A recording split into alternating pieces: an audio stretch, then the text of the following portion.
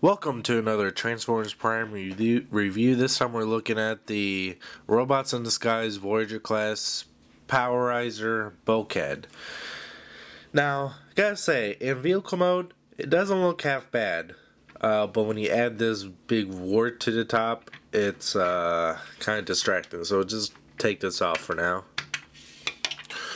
And it is a bit smaller than the first edition. The overall look is pulled off fairly well. Compare him to the first edition, you can see that he is a bit smaller. He's shorter. He's definitely shorter this way. And compare him from the top, he is a bit shorter in width-wise too. So, it even for the first edition Bulkhead felt small enough as it is because it is just a little bit bigger than a deluxe class vehicle. But this one definitely feels like a deluxe class vehicle. Like if you compare him to, say, Energon Downshift, the only way he's really bigger is in height. And he, like, lift wise, he's exactly the same as this guy. So he's very small, but he does kind of get bigger as in robot mode as the first edition did, but just not as significantly. And detail wise, it's okay. I wish it would have had clear windows here on the doors like the first edition. Missing a silver paint job. Just overall, the detail is alright. It gets some things right. I'm glad that the taillights are painted, unlike some of the other first editions. Has a port on top, some of the clear plastic. Now let's cover his Powerizer gimmick. It's actually two pieces. It comes with this battering ram, which is not bad in itself. And then there's this thing, which I gotta admit, it is the best out of all the Voyagers so far. It is the best Powerizer gimmick, just because, I mean, it actually looks kind of neat, especially with the wrecking ball that spins. But it's way too big. And it has this section here that looks like it would be attached to, or at least transformed out of the rear of the car. But I'm not sure why they added that part, because you can't do anything with it other than it being the trigger for the wrecking ball. I forgot to turn on this light. There, that looks better. Yeah, it's pretty lame. And interesting thing about this one is it can actually lock in place, but I don't think it's intended. You have to get it just right. Like, you have to press down on it pretty hard and then slowly let go, but even then sometimes it won't work. There we go. So yeah. So Bulkhead in vehicle mode, not bad, not too bad. It's pretty decent. It's definitely the better of the two modes for this guy. So yep. Let's go into the transformation now. While I admired the first edition Bulkhead for its really great transformation, this one is more straightforward and not as interesting. First thing I'm going to do is just flip up the sides here, and then take out the arms, and just kind of swing them out right like here. Going to take out the legs, and fold out the waist piece here. Rotate the legs around like so. Bring this piece down.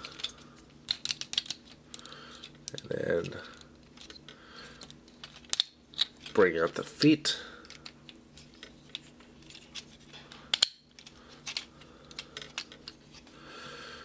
Bring this piece down, form his waist, and this will kind of clip on right there. Bring out the doors, form his chest, which I'll talk about that in a little bit. Like that. This piece folds up and kind of turn it around like that.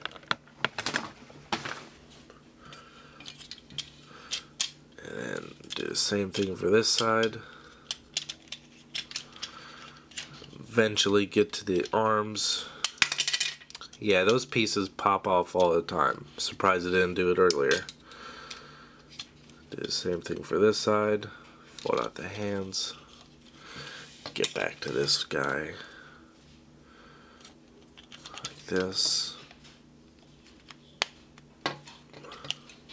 So section here will fold down and it'll... Did it peg in place? I don't think it does. Kind of. Maybe. Then rotate out the head, which is it's stuck right now. Big ass forehead crest is getting stuck.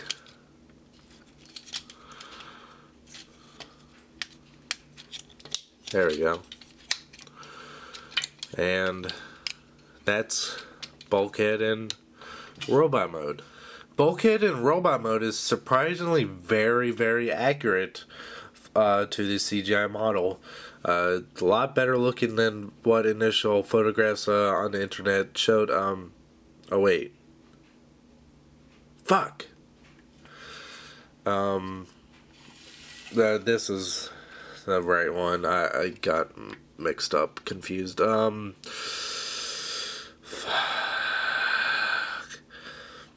If first edition Bulkhead was the masterpiece of the Transformers Prime line, this is the redheaded stepchild that you just want to beat to its little... This thing's bad looking. This thing is bad. Now, I can see where people would think that if the first edition Optimus didn't exist, the regular one, RID one, would still be a good toy. If the first edition Bulkhead wasn't even close to existence, this would be the worst looking one I'd ever seen out of the Prime line, still. And I didn't like the first edition Optimus, but it kind of grew on me to a point. I still don't think it's that good. This one is not in the right ballpark. It's not the right game as the first edition. And we'll do pretty much all the comparisons here in a little bit. He does have articulation in the head, and his kind of mouth moves a little bit, which is just weird.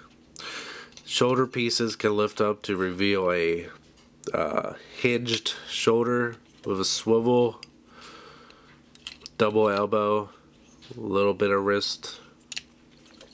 Of course, no waist articulation. Ball jointed hip with another swivel there. Knee and a little bit of foot if you want to get technical.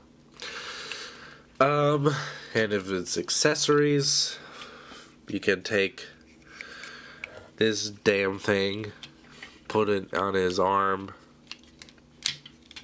like there, and that just looks awful. And you can take his battery ram and put it on his arm, and that doesn't look half bad. If it just came in this, I wouldn't mind that at all. But this stupid thing,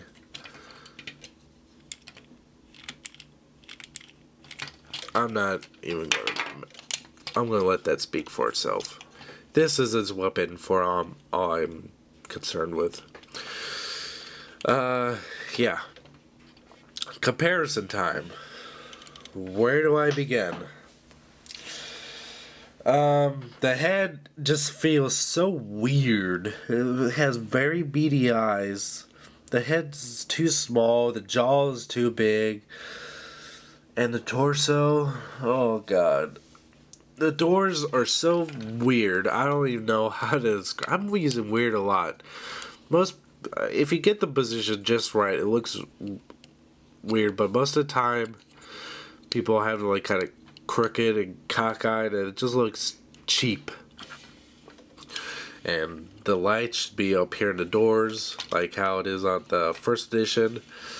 This whole thing here is so loose. It just, I don't even know. And the feet are the legs are probably the best looking part of the figure. While I still like the way that the first edition looked, these almost seem a little bit too short. And these shoulder pieces are very, very annoying because they just seem to I don't know. I don't know how to describe it. They just don't serve any real purpose. They're way too loose. They flop around. They seem to collapse on themselves unintentionally. They really don't hide the shoulders as much. And the way that the shoulders work on this one just works so much better. And these wings back here, I'm sorry, but you shouldn't have to detach them, flip them around, and swap them just to make them look decent, because that just looks horrible. Yeah, he had wings on the first edition, but it worked. It fit the character's design, and you don't see them sticking out miles above his head. And the overall size is very small too. I mean, he goes to the chest of the first edition Bulkhead. So yeah, not very good looking at all. And that's just looks. Playability wise, these pieces fall off all the time. These pieces I feel like are going to break at any time. No waist articulation. This is probably the most playable part of the figure, and that's all it does. I mean, I can see a kid just getting more entertainment out of just doing that all day. Hell, I'm getting a small sense of satisfaction just by beating it with his own weapon.